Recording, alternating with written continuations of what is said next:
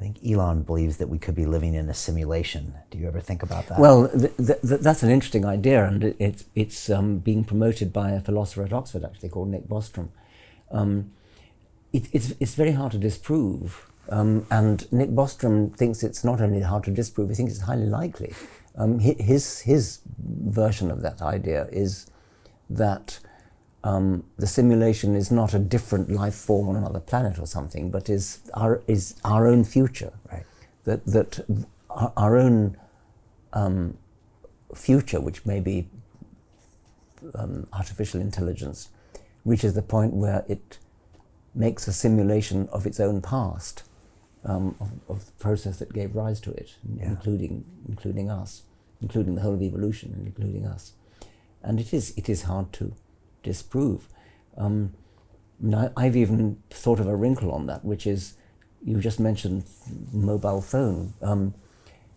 When I would pull out my phone to my 102-year-old mother just before she died, and would do things like ask Siri something, or show her a map of where she was born, or something she was. But how could all that information be in that tiny little thing? Well, it's not in it. It's in the cloud. It's in a computer in California or somewhere, and the information is brought into this little tiny thing in your pocket.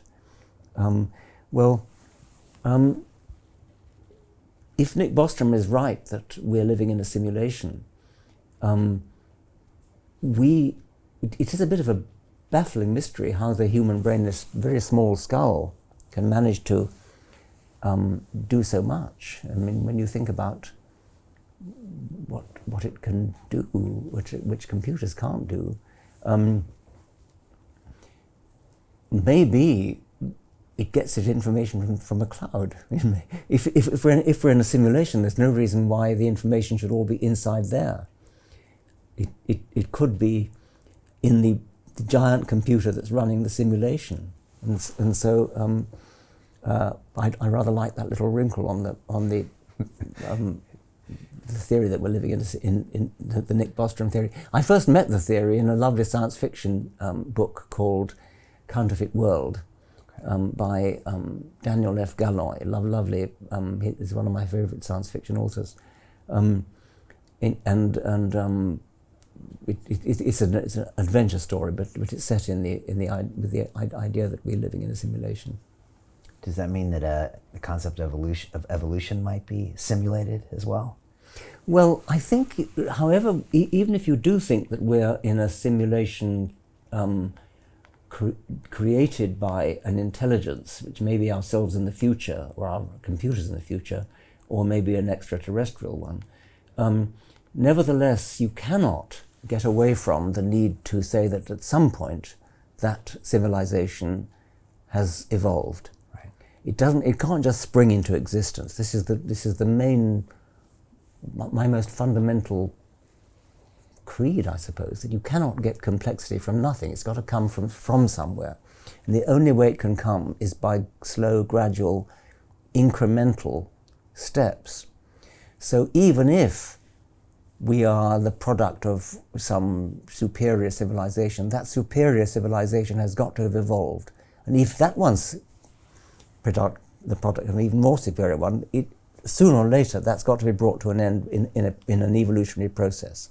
So when people say to me, don't you think there may be beings in the universe so superior to us that we would call them gods? I say, yes, we might call them gods, but it's very different from the kind of God that didn't need to evolve. Those superior beings in space, if we ever meet them, maybe we would bow down to them as gods, but they would have to have evolved in the first place.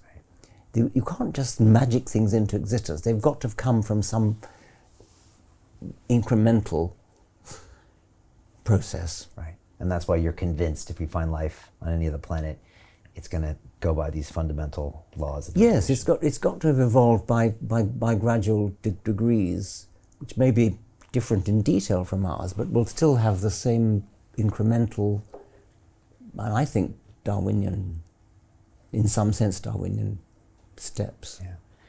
You like science fiction. Have you always, and why? I haven't read all that much science fiction. I like Arthur C. Clarke, Isaac Asimov, Daniel Gallo, as I said, Fred Hoyle. But I'm not a great connoisseur of it. I've never subscribed to the science fiction magazines. I just read a few books. Okay. What book is next for you? The Genetic Book of the Dead, which the title is a play on the Egyptian Book of the Dead, but what it's about is, if you look at an animal, it is the product of natural selection of its ancestors.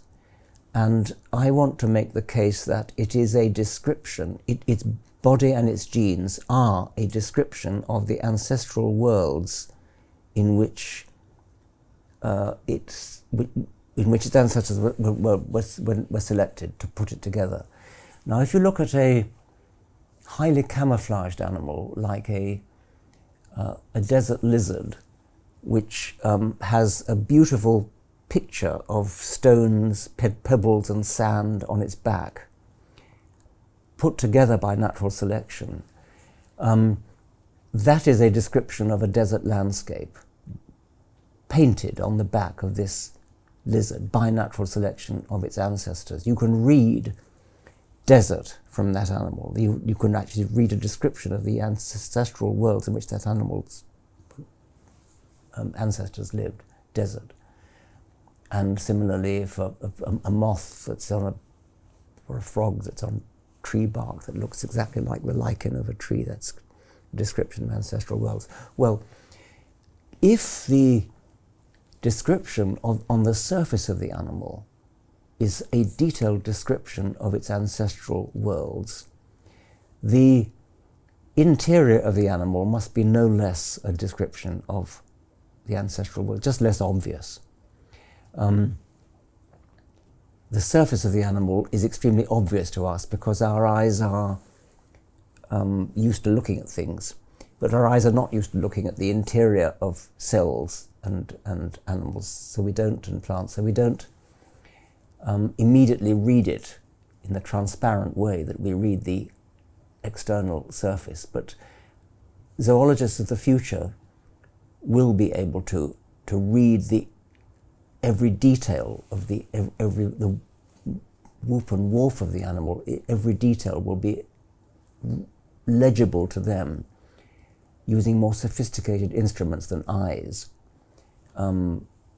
to construct the ancestral worlds in which natural selection shaped the animal, and especially when you look at genes, which we're just beginning to do now.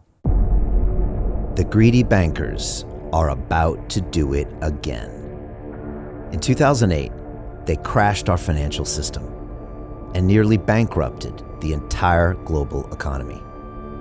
Then they received trillions of dollars in government bailouts. And after, they demanded fat bonuses paid for by you, the taxpayer. It turns out the banks haven't just been screwing the American taxpayers, they're also screwing over their investors. Turns out the banking industry is the worst place you could put your money, despite enormous taxpayer bailouts. Now the bankers are back to take away your financial freedom. They lie and tell you that cryptocurrency isn't safe. They try to make it illegal for you to choose how to invest your hard-earned money. They lie and say cryptocurrency is used by money launderers and criminals. But look at the record. It's the banks themselves that launder hundreds of billions of dollars every year to the biggest criminal operations in the world. Leaked documents have revealed how some UK banks have helped criminals, money launderers and Russians under sanctions. American authorities discovered that the Sinaloa cartel moved $881 million through HSBC accounts as bank officials turned a blind eye to the illegality. The bankers lie and say cryptocurrency is not a real investment. Meanwhile, the smartest CEOs in the world are buying billions and billions of it. The truth is that banks lie about cryptocurrency because it makes them scared. The banks take $9 trillion per year of your hard-earned money, and they are worried that they will finally be exposed. They're scared because crypto means they can no longer control your money, which means they can no longer control you. They are scared because you might actually understand your money and intelligently decide what to do with it. Now is the time for us to come together, fight back, and take control. It's time to educate ourselves, our families, and our communities. Because financial education means financial freedom. We know that cryptocurrencies will help us build the new decentralized financial system of the future. A banking system that is of the people, by the people, and for the people. A banking system where access to finance is a fundamental human right. A banking system that is free and fair and welcomes all humans on this earth. The DeFi revolution is happening. We, the people, can no longer be fooled. We choose to take control of our finances. We choose to take control of our freedom. We choose to take control of our future. Join us, and let's take back our financial freedom forever.